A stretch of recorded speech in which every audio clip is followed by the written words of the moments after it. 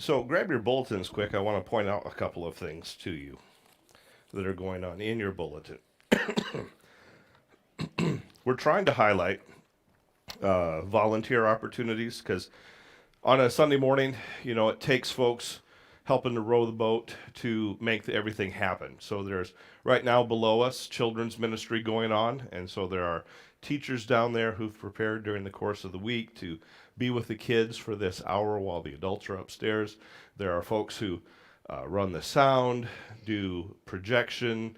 They are working with our live stream. And by the way, those of you who tune in on our live stream, the only thing we're going to be publishing here going forward is the announcements and the teaching, just because the equipment that we possess makes it difficult to put together a quality sound to put out to any kind of a streaming service. And so it wasn't fair to the worship team to have the sound that's going out not representative of how they were doing as far as musically. My voice, no equipment can improve that. So we're going to just keep doing what we do with that side of it. But we do have, though, this new service that we purchased called Subsplash. And that is for our digital giving. On the back of your bulletin, there is a place there with a little QR code. Those of you know how to use QR codes. If you have a QR scanner, you can hold that over that little QR code and it will take you right to the church website and you can give online. You can set up an automatic monthly ACH or credit card payment or whatever it is that you choose to use. The Subsplash also allows us with our recording of the service to distribute it out amongst across a multitude of platforms. We've got Roku TV, Apple TV. We've got a church app that we'll be rolling out here in the next few weeks. We're on Spotify, Facebook, and so if you just enter Albert Lee Vineyard Church in the search engines for those, you can find the service online when we put it out. So Subsplash allows us to do that. The other part of that is the volunteer opportunities. I just want to give you a quick overview of this. So there are two sheets in your bulletin. One is the breakdown of the different volunteer opportunities, the things that make Sunday service happen. The hospitality team, that's both our greeters and our cafe folks. So Harry shared last week he loves giving out the bulletins because he gets a chance to meet everyone as they come in on Sunday mornings. And so if you'd like to begin to get to know people, we would love to have you volunteer for that. It's not a super high level of commitment. If you get here by 8:45, I realize 8:45, that feels pretty early on a Sunday morning. But if you can be here by 8:45, we can have you greeting at the doors when people come in. The cafe, they make coffee and they prepare donuts. We have a thing set up with Quick Trip. They pick up the donuts there. And so there's a little bit of work involved in that, but 8:45 is pretty standard time to be here for that. There's the worship team. They practice on Wednesday nights, and then they're here Sunday mornings. Excuse me. The tech team. I mentioned all of those different areas, and you may think, oh my goodness, I could never do all of that stuff. Well, right now I'd like to just kind of feature those of you who are on our tech team. Could I have you stand up? There's Mr. Hartman, Mr. Zink. We got Bob up here, and there's another Hartman young man back there. So if you're under 30, we want to get you connected because you all know how to use technology and your brains are still pliable to learn things. No, I'm teasing. We want to get everyone involved, and you can teach an old dog new tricks. Because Rick is kind of my tech guy. I lean on Rick. He was here doing announcements a minute ago. Rick's actually older than me. And he learns this stuff. And if he learns it, so can you.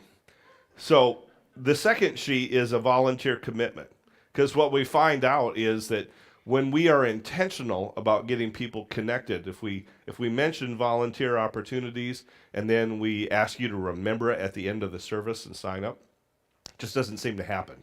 So we've included this volunteer commitment here. If you would like to get involved somewhere, you're not signing your life away, it's not a forever commitment, but if you'd like to try something, what we're asking is that you would fill that out and then put your phone and your email and what you're interested in getting involved in, and we'll get a hold of you and we'll get you connected. So there are things all the way through youth, children's ministry. Now, our youth leader is presently filled, but we could use plenty of parents or adults who would like to help bless our youth to get involved and come alongside. We've got some new folks who have gotten involved with helping Rick with youth, Shakana and Austin. Could I have you two stand up? They're under 30. So, anyway, thank you guys for getting involved. We appreciate that. So what we're trying to do is just simply put the word out. And 30 is not a magic number. But it seems like people just need the opportunity to get plugged in. So all the stuff that's on this list is all stuff I've done when I've been involved with the church. I've been in the vineyard now 22 years here, 12 years before we came here. And when we were involved in the church that we were sent out from, I was a custodian for a while. And then I worked with the youth. And then I did announcements. And I led small groups. I was all over the place. I taught Sunday school. Not all at the same time, but over the years, I did a little bit of everything. And so it just seems as if the Lord raises up disciples through service. And so if you're wanting to honor the Lord, one of the places you can get involved is serving somewhere. You don't have to be great at it. I wasn't great at anything that I did. What you have to be is faithful. You got to keep showing up. And so we just invite you to get involved. If you want to fill out one of those volunteer commitments, or if you have an idea, put it on the back. If at your old church, because I hear that a lot. At our old church, we used to do this. So if you have ideas, we haven't thought of everything, and we're not above copying, stealing, begging, or borrowing. If you have an idea, write it down.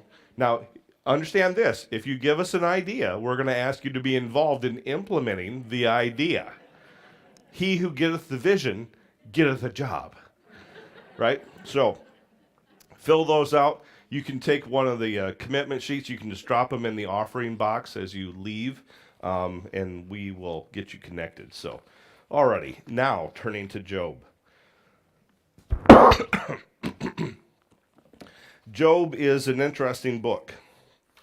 It's not one that anyone wants to hear the pastor preach from, because oftentimes when you begin to speak from Job, people are like, man, if we talk about suffering, it's going to happen.